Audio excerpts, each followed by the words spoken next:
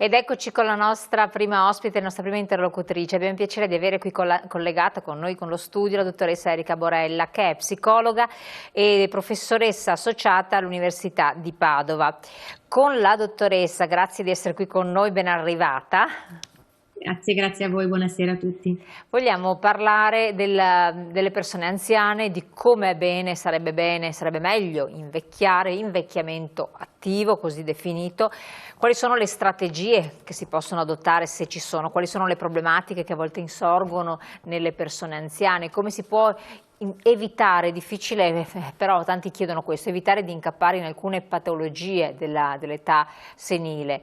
Non da ultimo anche a forme di cosiddetta demenza senile. Insomma, c'è la paura di questo in chi si approccia, si avvicina con gli anni alla tarda età, e in alcune persone che stanno magari accanto a noi, sono i nostri parenti, genitori o quant'altro, nonni, purtroppo già si sono manifestate. Ci sono tanti studi, lei in modo particolare ha fatto tante pubblicazioni al riguardo e condotto anche degli studi accademici. Invecchiamento attivo, cosa vuol dire, dottoressa?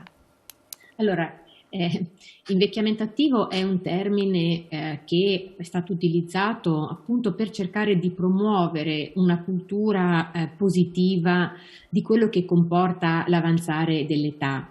L'Organizzazione Mondiale della Salute nel 2012 appunto proposto l'importanza e la cultura di invecchiare attivamente.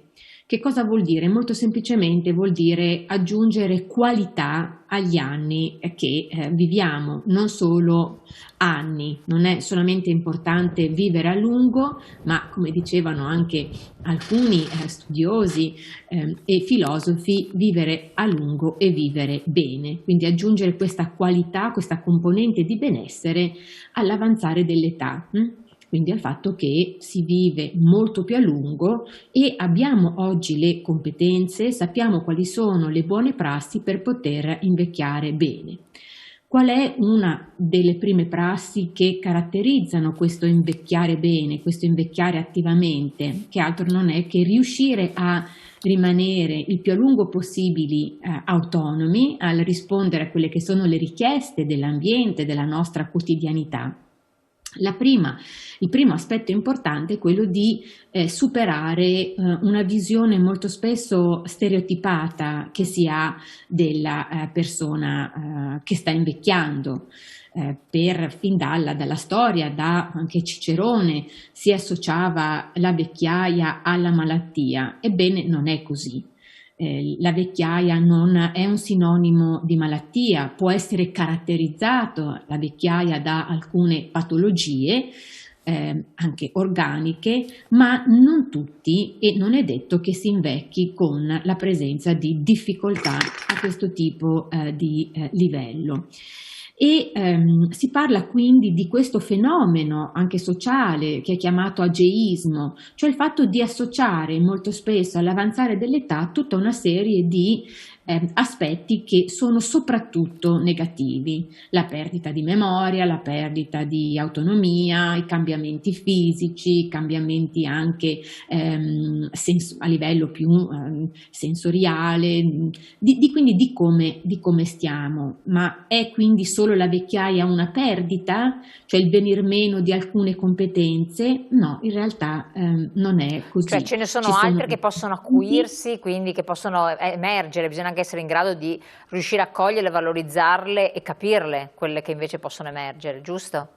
Sì, certo, ma soprattutto bisogna cercare di anche avere un'idea corretta di quello che implica l'avanzare dell'età. Ci sono delle competenze che si acquisiscono, cioè tutta l'esperienza di cui le persone anziane possono, in qualche modo, sulle quali possono basarsi per vivere meglio, ma molto spesso sono schiacciati da una visione che passa anche dai mass media, passa anche dalle generazioni più giovani, secondo cui invecchiare è un qualcosa di negativo.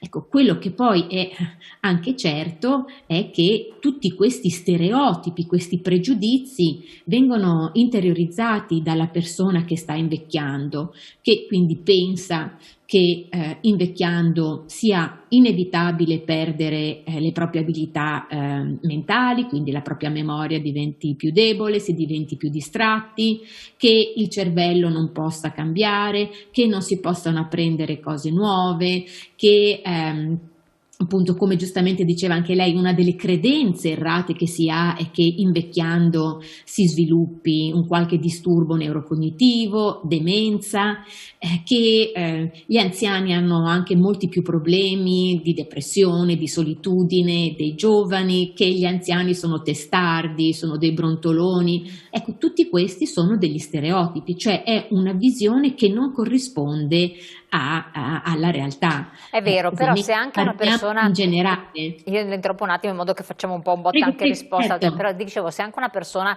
si stacca da questi stereotipi perché magari progressivamente invecchia, ma si rende conto che non si ricorda più le cose, che è una cosa che fa veramente trasalire chi subisce questa forma, che tutti quanti noi capita, ma magari può diventare anche molto più frequente, e che soprattutto non riesce più a fare con l'energia di prima determinate cose, quindi a stare al passo, stare dietro agli stessi nipoti, eccetera, viene da sé che magari non lo appalesa, però c'è questo autoconvincimento. Bisognerebbe sostituirlo da altri convincimenti che magari altri non fanno emergere, no? Senza farlo con buonismo o pietismo. Sì, sì, è proprio a che cosa noi attribuiamo determinati comportamenti, determinate sensazioni che abbiamo. Cioè, capita anche a me, capita anche a lei di dover dimenticare, di avere dei momenti in cui non riusciamo perché distratti a svolgere compiti che c'era stato chiesto. Però noi attribuiamo queste defiance delle nostre abilità mentali al fatto che siamo oberate di attività da fare. Ecco, perché siamo giovani. L'anziano invece, la persona anziana, la persona adulta invece attribuisce questi fallimenti della propria memoria soprattutto al fatto di essere anziano, come se l'età fosse una variabile che spiega il tutto. In realtà non è così. Ci sono dei cambiamenti, ma questi cambiamenti non devono diventare nemmeno un aspetto dietro al quale nascondersi. È vero, la memoria cambia, cioè i nostri processi mentali subiscono dei cambiamenti, ma non tutti, perché ad esempio la memoria non è un unico sistema, ci sono vari sistemi di memoria e questi sistemi di memoria sono differentemente sensibili a quello che è l'avanzare dell'età. Quindi già pensare che si perda la memoria a seguito di una dimenticanza, questo è una credenza errata, che però può instaurare un circolo vizioso, che porta veramente poi a accelerare il processo di invecchiamento. Perché? Perché ci si ritira da quelle che sono le occasioni della nostra quotidianità in cui io posso utilizzare le mie risorse. Ecco allora che una buona prassi per invecchiare bene attivamente e mantenere attiva la propria memoria, i propri sistemi di memoria, è quello di utilizzare sempre la memoria, cioè mettersi sempre in gioco. Questo sicuramente è un aspetto chiave. Cioè praticamente prendere un libro, cercare di ricordare, di ripetere, prendere degli appunti, leggere, come potrebbero essere delle strategie di comportamento? Delle strategie di comportamento possono essere ad esempio quelle di provare, quando si va a fare la spesa, a memorizzare diciamo, gli oggetti, gli alimenti che vogliamo comprare senza strafare, cioè non possiamo pretendere di ricordare 20 alimenti che vogliamo comprare, però iniziare a mano o memorizzare ad esempio la propria abitazione, da cos'è composto il proprio salotto, dagli oggetti, quindi mettersi sempre in gioco. Quindi ecco, direi che appunto in questa sfida che è l'invecchiare, per continuare a esercitare le proprie abilità mentali e fare in modo che queste non declinano, una possibile strategia è quella di sempre mettersi in gioco, di fare varie attività che possono essere, come lei citava, di lettura, possono essere cruciverba, può essere leggere un brano e cercare poi di ricordarlo, può essere memorizzare la propria libreria, come sono disposti i libri, come sono disposti i mobili. Piccole cose però importanti. Ma Non abbattersi. esatto, non abbattersi, bravissima, questa è l'altra cosa, quindi, però, e qui tocchiamo l'altro aspetto, in questo periodo di necessità per forza, gli anziani si sono trovati con meno stimoli perché magari non dovevano uscire, non dovevano avere le solite frequentazioni, le occasioni di ritrovo collettivo sono state ridotte drasticamente, le visite dei nipoti che magari possono costituire un fattore a volte di peso, a volte di piacere, comunque sono state ulteriormente, diciamo, tolte o ridotte, e allora molti si sono sentiti soli. La solitudine è una brutta cosa per quanto riguarda l'invecchiamento non attivo, vero? Sì, assolutamente. Adesso senza entrare, poi parleremo, se vuole, anche un attimo di questo momento emergenziale, di questa pandemia che sta diventando quasi ormai una routine. La solitudine è uno dei problemi più seri che può riguardare la persona anziana. L'essere isolati è estremamente dannoso, è dannoso quanto fumare un pacchetto di sigarette, aumenta i rischi di sviluppare una demenza, aumenta i rischi di sviluppare anche infarti. E questo perché? Perché in qualche modo, come vi dicevo prima, si evitano tutte le situazioni in cui le nostre abilità mentali possono in qualche modo essere utilizzate. Ma è anche vero che non solo si sentono, possono percepirsi come soli e isolati gli anziani, anche i giovani hanno questo tipo di vissuto, e questo è stato esacerbato dalla pandemia. Cioè, durante gli studi che abbiamo condotto da marzo del 2020 a oggi mostrano che si sentono molto più soli i giovani rispetto alle persone anziane, perché alla fine per l'anziano non è cambiato così tanto.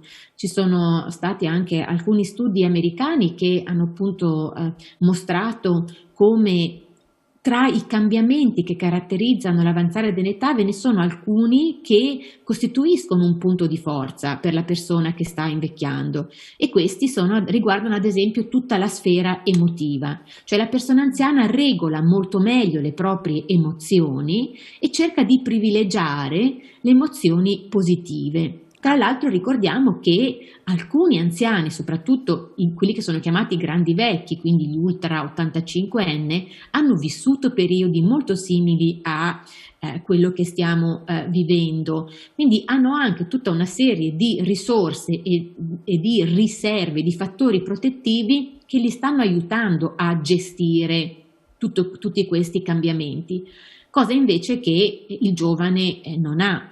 Sono una specie di vaccino praticamente, un vaccino che hanno avuto in passato e quindi sanno come instaurare delle strategie. Il fatto anche che gli anziani abbiano voglia di andare avanti, siano estremamente motivati nonostante il periodo, ce lo dimostra appunto la corsa che stanno facendo al vaccino, no? Cioè, persone anziane di 80 anni che si recano a fare il vaccino fanno ore e ore in coda. Perché questo? Perché sono motivati, hanno una progettualità, vogliono andare avanti, hanno voglia di vivere. Questo in media. Poi ovviamente ci possono essere anche invece persone che stanno reagendo in modo diverso. Però questo a cos'è legato? Da cos'è dovuto? È legato un po' da quello che noi siamo stati, cioè noi invecchiamo a seconda di come abbiamo impostato anche la nostra vita, per questo che si parla di invecchiamento come di un processo che è dinamico, un qualcosa che si costruisce a mano, e se si costruisce e si ha una progettualità si riesce anche ad invecchiare bene. L'importante, appunto, lo ribadisco, è quello di utilizzare le proprie risorse mentali, è quello di fare prevenzione. Tanto facciamo prevenzione e quindi le persone anziane, alcune di loro sono molto attente a fare controlli periodici, esame del sangue, piuttosto che altri controlli, quindi per tutto quello che riguarda il nostro corpo, certo. tanto c'è questa parte che non viene contemplata. E quindi come se le nostre abilità mentali fossero altro da noi, come se memoria, attenzione o anche il nostro benessere psicologico non dovessero essere di tanto in tanto controllati. Ebbene, studi americani mostrano che tutte quelle persone che hanno aderito a degli screening, dei check-up della propria memoria e della propria attenzione in maniera rutinaria, quindi regolarmente nel tempo, sono anche riusciti a posticipare l'onset di eventuali patologie neurodegenerative come può essere la demenza. Perché? Perché appena si nota che vi è un cambiamento si riesce ad intervenire proponendo una serie di percorsi di potenziamento delle abilità di memoria, di attenzione o anche per far star meglio, far sentire meglio gli individui. Questo diventa molto più difficile invece quando si ha già una diagnosi, quindi quando c'è già un processo neurodegenerativo che è in corso. Lì si può intervenire, abbiamo gli strumenti, ma ovviamente gli strumenti che abbiamo rallentano, non permettono di migliorare, cosa che invece riescono a fare tutti i programmi, quelli che sono chiamati brain training. Chiaro. Ovviamente Ecco, brain infatti volevo training che interromperla ha perché... Esatto, volevo interrompere un attimo perché abbiamo la pubblicità e qua entriamo nel dunque anche sulle strategie che si possono adottare.